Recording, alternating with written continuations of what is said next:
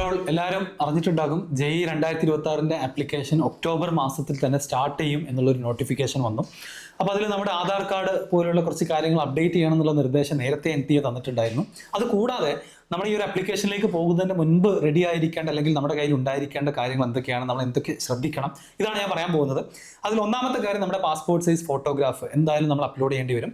അത് colour photograph തന്നെയാണ് എപ്പോഴും റെക്കമെൻഡ് ചെയ്യാറുള്ളത്.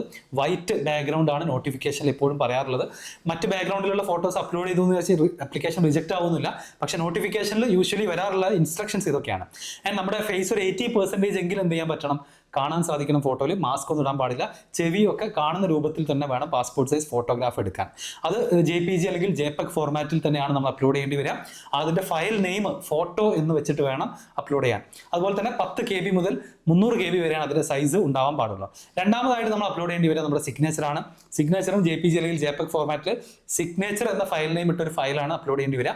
10 to 300 KB സൈസ് അതിന് 10 to 50 KB സൈസ് അതിന് ഓക്കെയാണ്. മൂന്നാമതായിട്ട് നമുക്ക് ആവശ്യം വരാൻ പോകുന്നത് നമ്മുടെ ക്ലാസ് 10th സർട്ടിഫിക്കറ്റ് ആണ്. അത് ഒരു PDF ആയിട്ട് നമ്മളത് സേവ് ചെയ്യണം. ക്ലാസ് X സർട്ടിഫിക്കറ്റ് എന്ന ഫയൽ നെയിമോട് കൂടിയിട്ട് 10 to 300 KB ഫയലാക്കി അതിനെ മാറ്റണം. പിന്നെ ID പ്രൂഫാണ്. യൂഷ്വലി ആധാർ നമുക്ക് എന്ത് ചെയ്യാം, അപ്ലോഡ് ചെയ്യാം, അല്ലെങ്കിൽ ആധാർ ഡിജിലോക്കർ സൈൻ ചെയ്തുകൊണ്ട് ആധാർ നമുക്ക് വെരിഫൈ ചെയ്യാവുന്നതാണ്. അല്ലാന്നുണ്ടെങ്കിൽ നമുക്ക് ആധാർ കാർഡ് ഇല്ലാത്തവർ അല്ലെങ്കിൽ ആധാർ കാർഡിൽ എന്തെങ്കിലുമൊക്കെ പ്രശ്നമുള്ള ആളുകൾക്ക് ID പ്രൂഫായിട്ട് എന്ത് ഉപയോഗിക്കാം, ഒരു 10 to 300 KB PDF ഫയലായിട്ട് നിങ്ങൾക്ക് പാൻ കാർഡ് യൂസ് ചെയ്യാവുന്നതാണ്. അതുപോലെ തന്നെ ഡ്രൈവിംഗ് ലൈസൻസ് യൂസ് ചെയ്യാം, പാസ്പോർട്ട് യൂസ് ചെയ്യാവുന്നതാണ്. അപ്പോൾ ഇതിൽ ഏതാണോ യൂസ് ചെയ്യുന്നത് അതിനനുസരിച്ച് നമ്മൾ അപ്ലോഡ് ചെയ്യുന്ന ഫയൽ നെയിം മാറ്റണം. അപ്പോൾ പാൻ കാർഡിന് നമ്മൾ പാൻ കാർഡ് എന്ന് കൊടുക്കണം, അതുപോലെ തന്നെ ഡ്രൈവിംഗ് ലൈസൻസ് എന്ന് കൊടുക്കണം, പാസ്പോർട്ട് എന്ന് കൊടുക്കണം. ഇത്രയും കാര്യങ്ങളാണ് നമുക്ക് നമ്മുടെ കയ്യിൽ ഉണ്ടായിരിക്കേണ്ടത്. ഇനി പേഴ്സൺസ് വിത്ത് ഡിസബിലിറ്റീസോ മറ്റോ ഒക്കെ ആണെന്നുണ്ടെങ്കിൽ നിങ്ങൾക്ക് ഡിസബിലിറ്റി സർട്ടിഫിക്കറ്റ് നിങ്ങൾ എന്ത് ചെയ്യണം, ഏറ്റവും അപ്ഡേറ്റഡ് ആയിട്ടുള്ളത് നിങ്ങളുടെ കയ്യിൽ വേണം. ആൻഡ് ഓൾസോ റിസർവേഷൻ ക്ലെയിം ചെയ്യാൻ ആഗ്രഹിക്കുന്നവർ, എലിജിബിൾ ആയിട്ടുള്ള ആളുകൾ, റിസർവേഷൻ എലിജിബിൾ ആയിട്ടുള്ള ആളുകൾ, OBC NCL കാറ്റഗറിയിൽ എലിജിബിൾ ആയിട്ടുള്ള ആളുകൾ മാത്രം, അതുപോലെ SC ST EWS എലിജിബിലിറ്റി ഉള്ള ആളുകൾ മാത്രം ആ കാറ്റഗറി സർട്ടിഫിക്കറ്റും കളക്ട് ചെയ്ത് വെക്കണം. അത് ഈ ഒരു മാസം നമ്മൾ അത് ഉണ്ടാക്കുകയാണെന്നുണ്ടെങ്കിൽ നമുക്ക് അടുത്ത വർഷത്തെ അഡ്മിഷൻ പ്രോസസ്സ് വരെ ആ സർട്ടിഫിക്കറ്റ് തന്നെ മതി. ഇൻ കേസ് നിങ്ങൾ ഓൾറെഡി ഉണ്ടാക്കി വെച്ചത് കഴിഞ്ഞ ജൂലൈയിലോ അല്ലെങ്കിൽ ഏപ്രിലോ മെയിലോ ഉണ്ടാക്കിയതുണ്ടെങ്കിൽ അത് വെച്ചിട്ട് നമുക്ക് ഇപ്പോൾ എന്ത് ചെയ്യാം, അപ്ലൈ ചെയ്യാം. ഒരു കുഴപ്പമില്ല, എക്സാം ഒക്കെ എഴുതാം, ഒരു പ്രശ്നമില്ല. പിന്നെ അടുത്ത വർഷം അഡ്മിഷൻ സമയത്ത് അതിൻ്റെ എക്സ്പയർ ആവുകയാണെന്നുണ്ടെങ്കിൽ അപ്പോൾ നമ്മൾ എന്ത് ചെയ്യേണ്ടി വരും, പുതിയത് ഉണ്ടാക്കേണ്ടി വരും എന്ന് മാത്രമാണ്. ചിലപ്പോൾ ചില സിറ്റുവേഷൻസിൽ, അതായത് ഓൾറെഡി ഒരു 6 മാസം വാലിഡിറ്റി ബാക്കിയുള്ള സർട്ടിഫിക്കറ്റ് ഒരാളുടെ കയ്യിലുണ്ടെങ്കിൽ എന്ത് ചെയ്യാൻ പറ്റില്ല, ചിലപ്പോൾ പുതിയത് ഇഷ്യൂ ചെയ്ത് തരില്ല. അങ്ങനത്തെ ആളുകൾക്ക് ഒരു പേടിയും പേടിക്കേണ്ട, എക്സാമിന് അപ്ലൈ ചെയ്യാം, എക്സാം എഴുതാം, അഡ്മിഷൻ സമയത്ത് മാത്രം ആലോചിച്ചാൽ മതി. അപ്പോൾ ഇത്രയും കാര്യങ്ങളാണ് ഈ വരാൻ പോകുന്ന 2026 JEE മെയിൻ ആപ്ലിക്കേഷന് മുൻപ് നിങ്ങൾ അറിഞ്ഞിരിക്കേണ്ട കുറച്ച് കാര്യങ്ങൾ. വേറെയും ഒരുപാട് സംശയങ്ങൾ ചിലപ്പോൾ നിങ്ങൾക്ക് ഉണ്ടാകും. നമ്മുടെ ചാനലിൽ എല്ലാ അപ്ഡേറ്റുകളും ഉണ്ടാകും, സബ്സ്ക്രൈബ് ചെയ്യാം. കൂടുതൽ സംശയങ്ങളൊക്കെ നിങ്ങൾ താഴെ കമൻറ്റ് ബോക്സിൽ ചോദിക്കാവുന്നതാണ്. ഈ പറഞ്ഞ രൂപത്തിൽ തന്നെ ഫോട്ടോയും മറ്റ് ID പ്രൂഫുകളുടെ ഒക്കെ ഫയലുകൾ റെഡിയാക്കി വെക്കുക.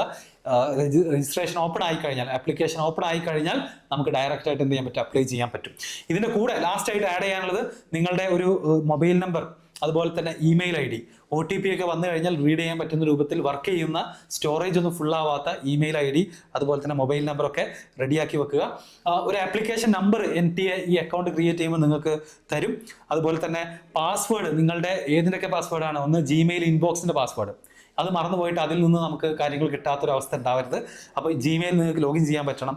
ഇനി JEEയുടെ ഈ ഒരു ലോഗിൻ പോർട്ടലിൽ നമ്മൾ ക്രിയേറ്റ് ചെയ്യുന്ന പാസ്വേഡും ആപ്ലിക്കേഷൻ നമ്പറും അതും നിങ്ങൾ കൃത്യമായിട്ട് എന്ത് ചെയ്യണം, ആഫ്റ്റർ ആപ്ലിക്കേഷൻ നോട്ട് ചെയ്ത് വെക്കണം. കാരണം ആ സെയിം ലോഗിൻ ID ഉപയോഗിച്ചിട്ടാണ് നമ്മൾ ഫൈനലി ജോസയുടെ അലോട്ട്മെന്റ് പ്രോസസ്സിൽ വരെ ആ സെയിം ID ആൻഡ് പാസ്വേഡ് ഉപയോഗിച്ചിട്ടായിരിക്കാം നമ്മൾ അപ്ലൈ ചെയ്യുന്നുണ്ടായിരിക്കാം. അപ്പോൾ ഇത് വളരെ ക്വിക്കായിട്ടൊന്ന് പറയണം തോന്നി.